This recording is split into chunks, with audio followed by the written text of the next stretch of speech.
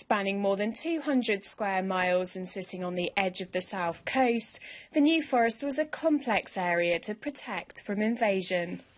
Tasked with the job of leading the Home Guard here was Lieutenant Colonel Sir Morgan Crofton. He died sadly sort of fairly early on in my life, but I remember him as a lovely man. He was a very affectionate father.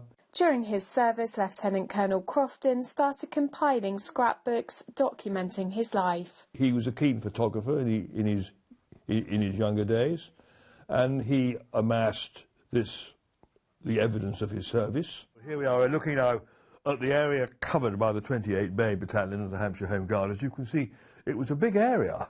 You go from Christchurch in the west to Lymington in the east, and bearing in mind, of course, that there is the Isle of Wight, so that's the area that it covered. It's a very, very good record, one that I'm delighted that we have.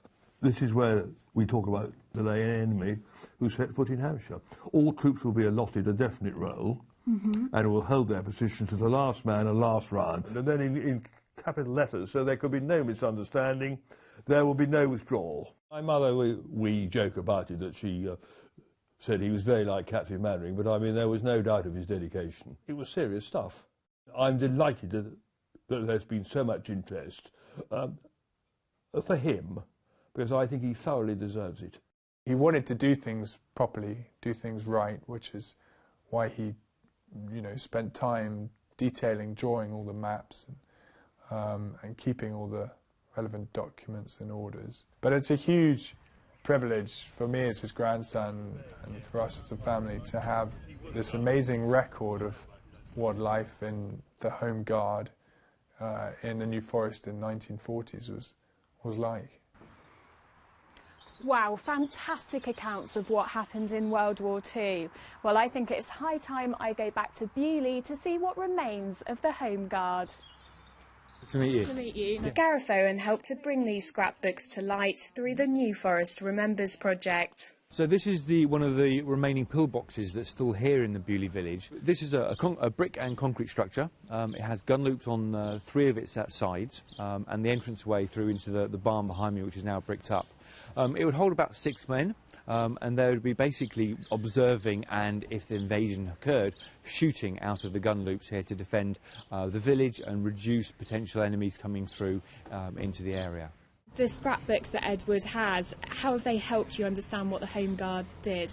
The Crofton material shows us how many men were in here. It shows us their line of fire, it shows us the armament they had, from rifles to the heavy into the light machine guns, and how much ammunition they had. It also gives us an idea of what they had to do in case of invasion.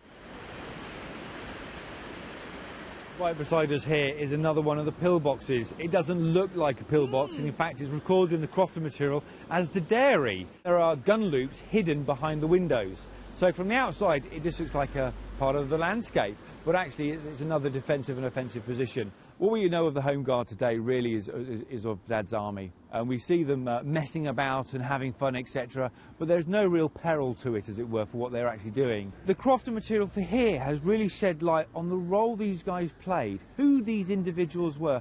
Some of them have survived the First World War and had a lot of experience, and knew that if they did have to do their duty here, it would have potentially been very bloody.